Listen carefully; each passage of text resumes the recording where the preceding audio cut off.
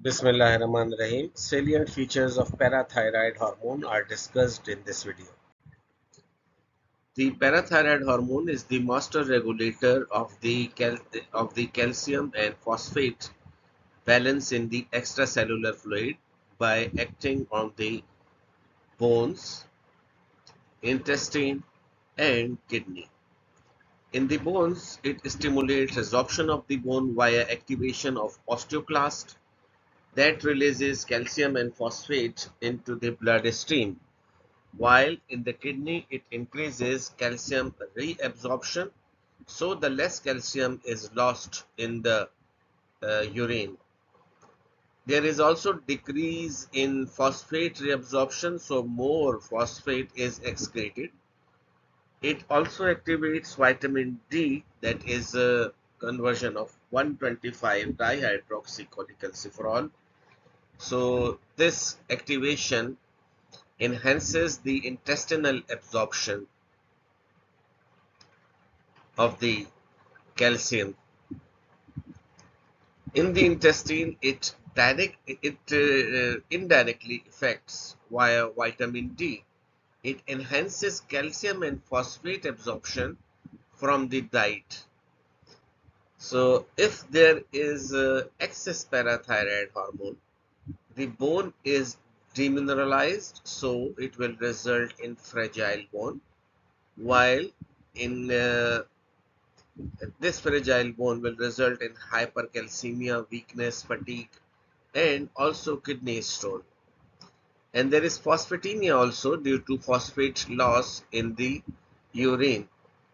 If the parathyroid hormone is deficient, the condition that is termed as hypoparathyroidism, there will be hypocalcemia that will lead to muscular spasm and tetany, and also nervous system becomes hyperexcitable. So potentially it can be potentially life threatening if left untreated. Humans typically have four parathyroid glands that are positioned behind the thyroid gland at the upper and lower pole, two on each sides, and each gland is about 6 millimeters to 3 millimeters to 2 millimeter in dimension. The color, the grossly, its color is dark brown and resemble fat, and they are very difficult to identify during the surgery. And this has got some surgical relevance because in thyroid surgery, accidental removal of parathyroid gland was once common, and removal of the half of the gland means two of the gland if removed, there is no major problem usually occurs. But if the three of the four glands are removed, then there is transient hypoparathyroidism. But even one gland can hypertrophy and maintain function, and in the long term. The major cell type that secrete this hormone is chief cell. These are the chief cells that secrete this parathyroid hormone. And there are other cells such as these oxyphil cells. These oxyphil cells are less common and they appear after puberty. Their exact function is unknown, and they are likely inactive or modified chief cells. This picture from Guyton, it is showing the physiologic anatomy of the parathyroid gland, and this thyroid is represented as this yellow these yellow lobes that are located in the neck, and the parathyroid glands, they are located on the posterior side of the thyroid glands, and they are four in number. Four parathyroid glands, they have got a small size and color similarly to the fat, that due to this color they are difficult to identify during the surgery. While this lower image, it is showing the microscopic structure of a parathyroid gland, and here the chief cells that are light pink cells with dark nuclei. These are the more abundant cells that secrete parathyroid hormone, which regulate calcium and phosphate level in the blood, while these oxyphil cells are a bit larger. They are larger and they are often clustered with clear cytoplasm, and they are considered or thought to be aged chief cells or inactive chief cells, and they are oxyphil cells are present in the older individuals. Often they are absent in children.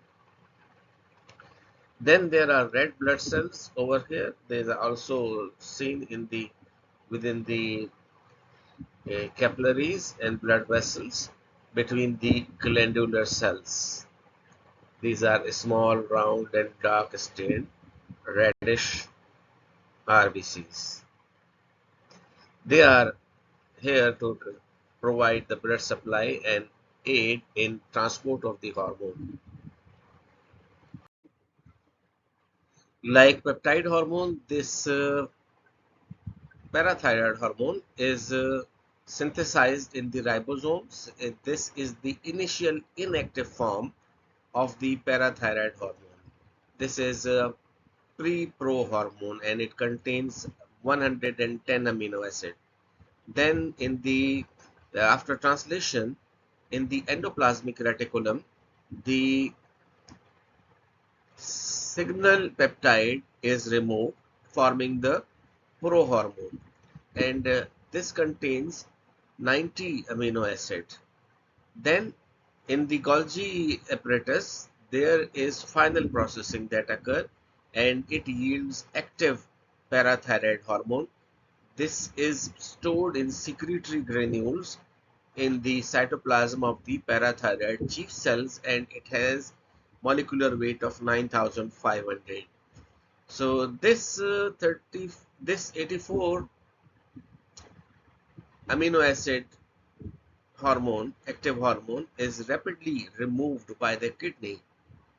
So the active fragment is of this parathyroid hormone is comprised of first 34 amino acid chain from the N terminal, and this 34 amino acid N terminal chain is sufficient to retain full biological activity. So this is significant because this 84 amino acid hormone is rapidly cleared within minutes from by the kidney, and this smaller N-terminal fragment are not quickly cleared as compared to the 84 amino acid fragment and remain active in the circulation longer.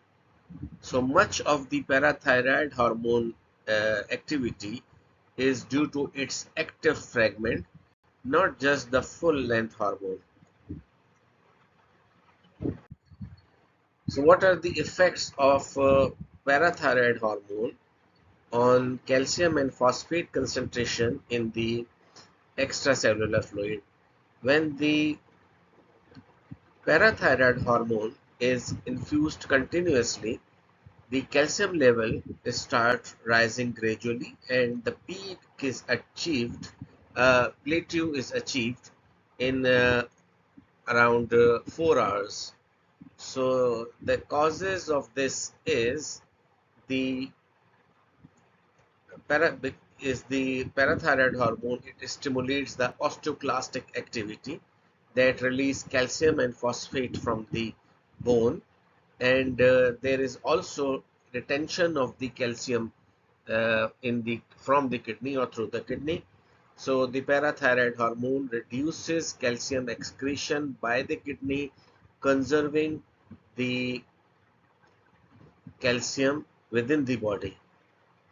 Also, the phosphate level, they decrease. So there is rapid decline of the phosphate level within 1 to 2 hours. The cause is that the parathyroid hormone strongly increases phosphate excretion by the kidney. So it will result in phosphaturia. This rapid loss outpaces the phosphate release from the bone that result in overall lower phosphate level in the blood. So hypophosphatemia is the effect. So two effects. One is the uh, hypercalcemia and another is the hypophosphatemia results from the infusion of the parathyroid hormone. So parathyroid hormone effects on bone and causes the release of calcium and phosphate. This occur in two phases. There is a rapid phase that happens immediately to hours, and it begins within minutes and peaks over several hours, as we have seen earlier in the graph. So there is activation of existing bone cells, especially osteocytes, and these cells release calcium and phosphate from bone matrix into the extracellular fluid. This is a reversible and non-destructive process, and it quickly buffers the changes in calcium level in the blood. Then there is slow phase that happens days to weeks, and uh, parathyroid hormone stimulates the proliferation and activation of osteoclast indirectly through the osteoblast. This leads to resorption of the bone and breakdown of the mineralized bone matrix occur. So this process is more permanent and involves structural degradation of the bone, and its purpose is to sustain calcium level when prolonged calcium need or deficiency occur. So the overall effects of this parathyroid hormone is the rise in the plasma calcium and decrease in plasma phosphate due to increased kidney excretion. So through this, the calcium homeostasis is supported even at the expense of bone mass if needed. The rapid phase of the calcium and phosphate mobilization from the bone is known as osteolysis, and it is stimulated by parathyroid hormone. So this process occurs within minutes. Whenever the high dose of parathyroid hormone is injected, there is sudden rise in the serum calcium concentration before any new osteoclasts can form. This rise is due to mobilization of the bone salt, mainly calcium and phosphates from within the bone matrix near osteocytes along the bone surface near the osteoblast. And the involved cell types unexpectedly are osteocytes and osteoclast. These osteoblast and osteocytes,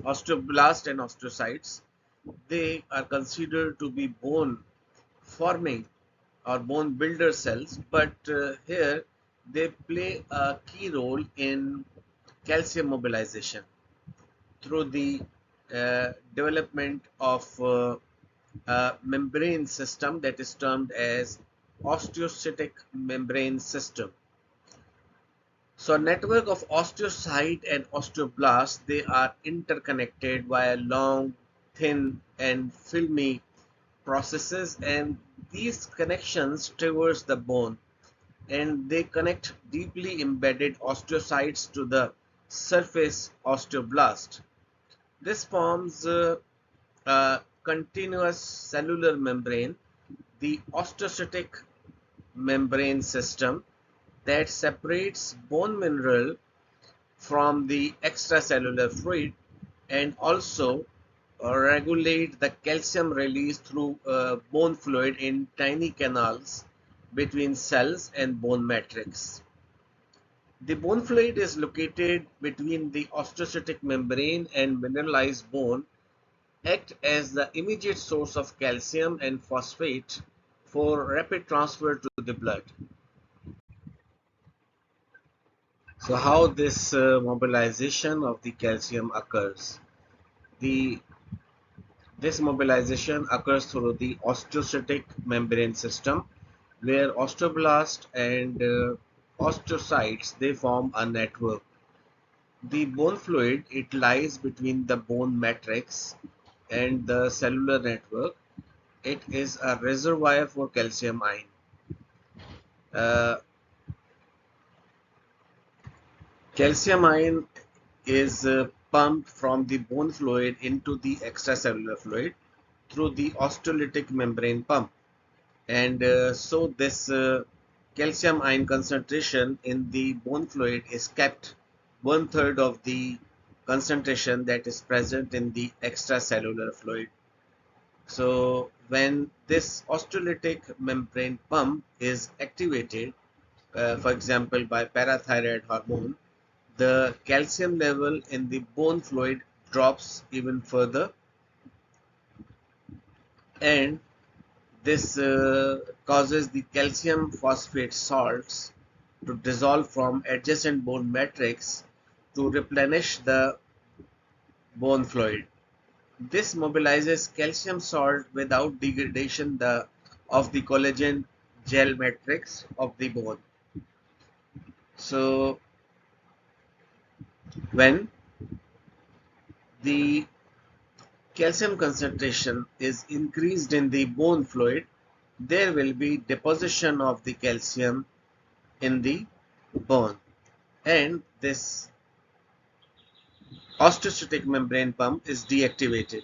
So parathyroid hormone receptors are present both on the osteoblast and osteocyte, and it increases the calcium permeability of the osteocytic membrane on the bone side. This will lead to the calcium ion to flow into the cell and also activate the calcium pump on the extracellular fluid side that pushes the calcium into the blood stream. So end result of all this action is that there is rapid release of calcium from this amorphous bone crystals into the blood without breaking the bone matrix. And when the parathyroid hormone level it drops, the pump is inactivated and calcium ion move back into the bone fluid. So the calcium phosphate salts are redeposited into the bone matrix. Then there is slow phase. This slow phase is by the activation of the osteoclast.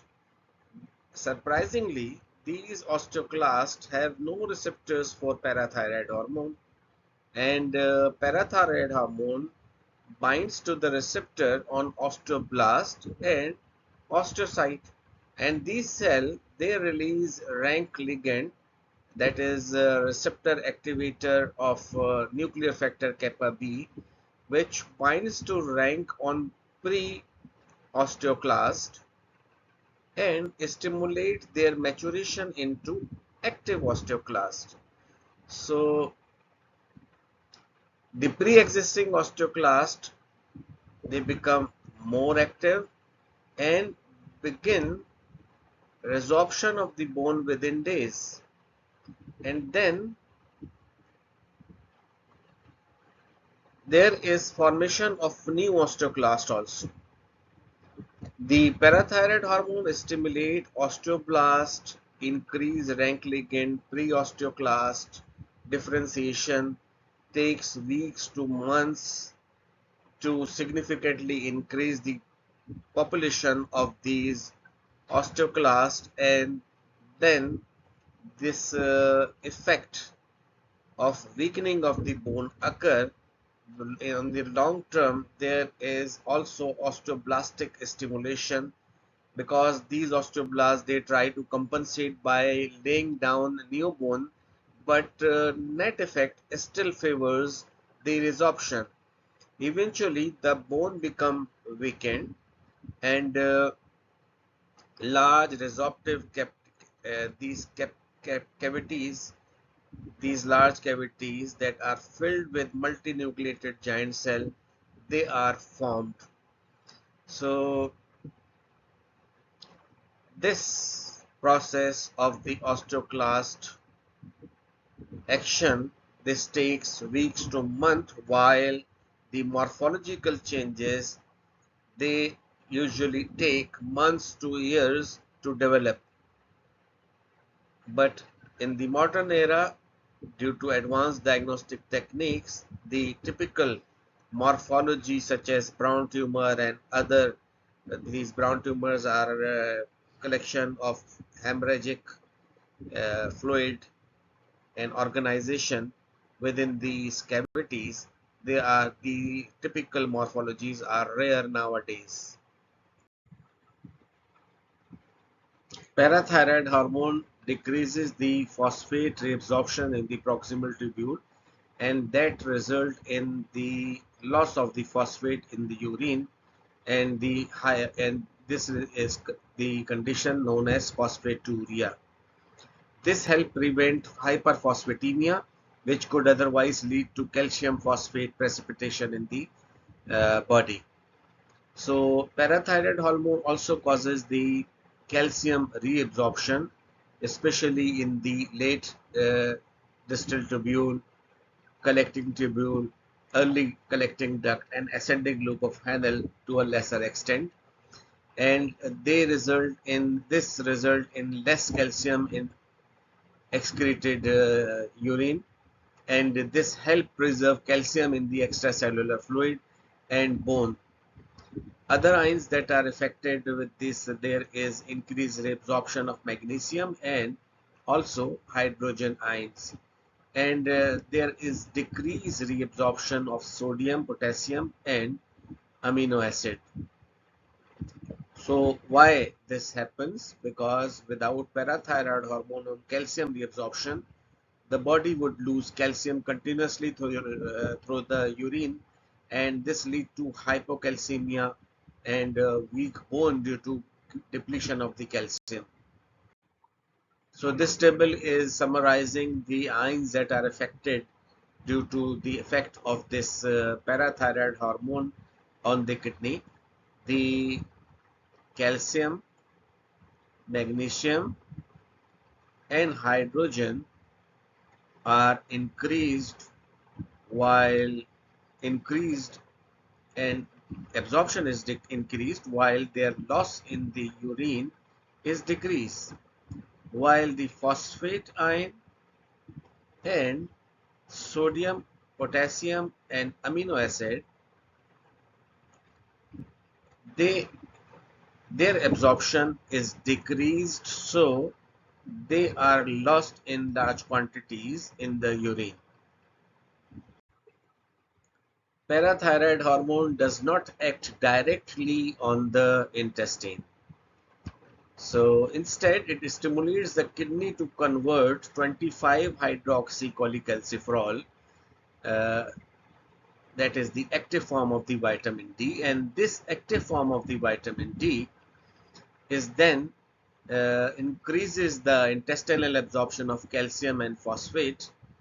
So why it matters? Because the boosting of the calcium absorption help to correct the hypocalcemia, and enhanced phosphate absorption is counterbalanced by increased phosphate excretion via the kidney, that is also caused by the parathyroid hormone, preventing the hyperphosphatemia. So the low blood calcium will result in parathyroid hormone secretion that is increased, and this increased parathyroid hormone then act on the kidney and convert the vitamin D into its active form, that is 125 dihydroxycholecalciferol synthesis, and then this vitamin D act on the intestine and it causes the absorption of calcium on phosphate.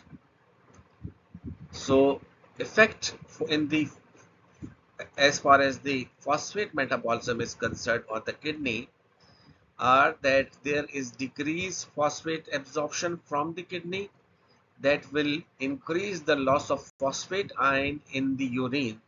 So there is increased blood calcium overall and regulated phosphate ion. So what is the mechanism of function of this parathyroid hormone? It acts through the cyclic AMP activation, the second messenger system. The parathyroid hormone first binds to its receptor on the surface of the target cell that are osteoblast, osteocytes, and renal tubular cell, and there is then activation of the cyclic AMP. After the binding of parathyroid hormone, there is adenylate cyclase activation, and this cyclase activation will convert ATP into cyclic AMP, and this cyclic AMP act as a second messenger within the cell, and in the bone it stimulates osteoblast and osteocytes to produce rank ligand, promote maturation of the osteoclast, lead to secretion of proteolytic enzymes and very acids for the bone resorption. In the kidney, it triggers the increased synthesis of 125 dihydroxycholecalciferol, that is active vitamin D. So indirectly, it enhances the calcium reabsorption. Then Uh, this cyclic AMP mediates most of the function.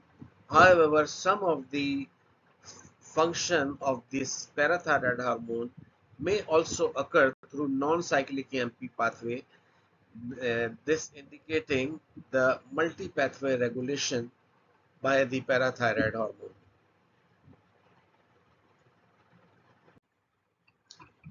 Parathyroid glands are also termed as sensors of the calcium ion concentration in the blood. So this effect is through the calcium sensing receptors that are present on the chief cells in the parathyroid gland, and they detect the changes in the calcium concentration in the body and then modulate the secretion of the parathyroid hormone.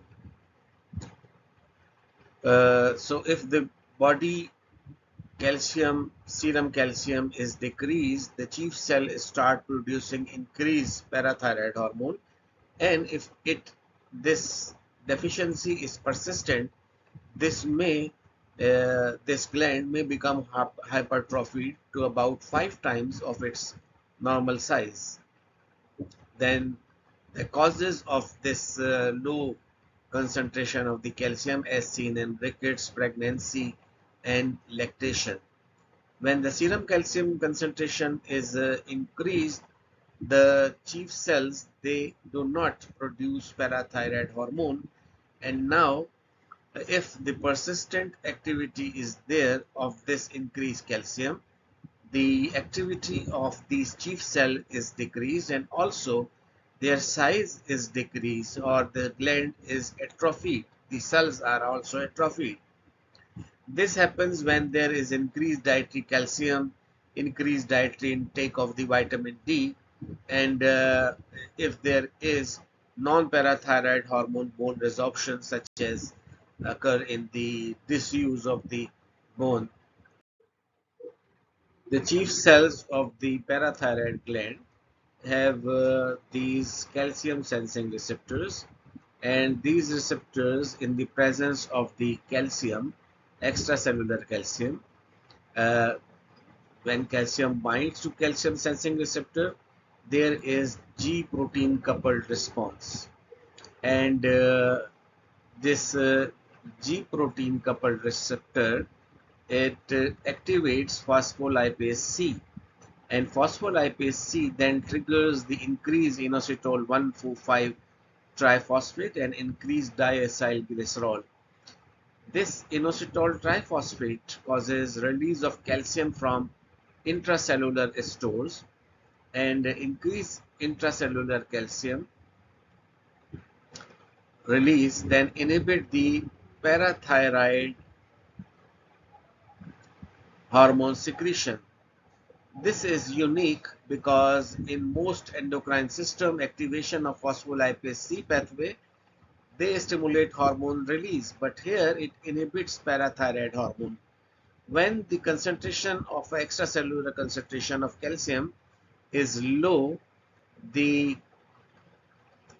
decreased calcium will result in inactivation of these calcium sensing receptors.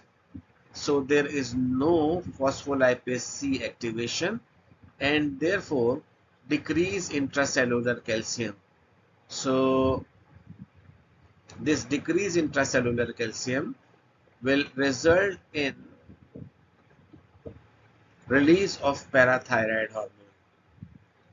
So lack of intracellular calcium inhibition will lead to parathyroid hormone secretion. So this is the graphical relationship between the plasma calcium and parathyroid hormone concentration. First there is acute response. This acute response is depicted by this solid red line, and the time period of this is within hours. So this relationship uh, is inverse steep relationship. So even a slight drop in plasma calcium from normal of 9.4 milligram per deciliter will cause twice or thrice increase in parathyroid hormone secretion, while uh, this reflect when this is the acute response, this is the fast response, and this is due to fast feedback. And this due to this fast feedback, the parathyroid hormone rises quickly to restore the calcium. Then the chronic effect is depicted by this dashed right line, and this happens within weeks. So here you can see that even greater parathyroid hormone secretion for a given calcium, it drops. So the reason for this chronic effect or this dashed line is the hypertrophy of the parathyroid gland, because the gland now becomes larger and it is now more active. So just a zero point 0.5 milligram deciliter decrease in calcium can double the parathyroid hormone level. So this is a tightly regulated feedback loop. Slight calcium dips will result in strong parathyroid hormone response. So this ensure long-term calcium homeostasis and explain the elevated parathyroid hormone level in condition like chronic low calcium diet, vitamin D deficiency, lactation, rickets, or pregnancy. So this diagram illustrates the feedback regulation of calcium homeostasis by parathyroid hormone in the response to drop in blood calcium level. So decreased calcium in blood, that is termed as hypocalcemia, is detected by calcium sensing receptors located in the parathyroid gland. As a result, the parathyroid hormone secretion is increased, and these parathyroid hormone released to restore the calcium level, serum calcium level. So first, they act on the bone and increase bone resorption by activating the osteoclast indirectly, and then there is also increased calcium efflux, release of calcium from the bone fluid into the blood. So in the kidney, there is increased reabsorption of the calcium in the kidney, renal tubule, and decrease reabsorption of the phosphate from the kidney, so they are excreted more.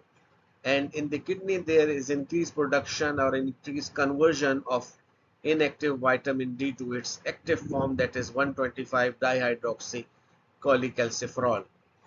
Then in the intestine there is indirect effect via vitamin D. This vitamin D causes increased calcium absorption and also increases the phosphate absorption. So end result is restoration or increase in the blood calcium concentration. The rising calcium level provide negative feedback. This rising calcium, it provide negative feedback to reduce the parathyroid hormone secretion, maintaining the calcium homeostasis. Thank you for watching this video. If you have any query, please write in the comment box.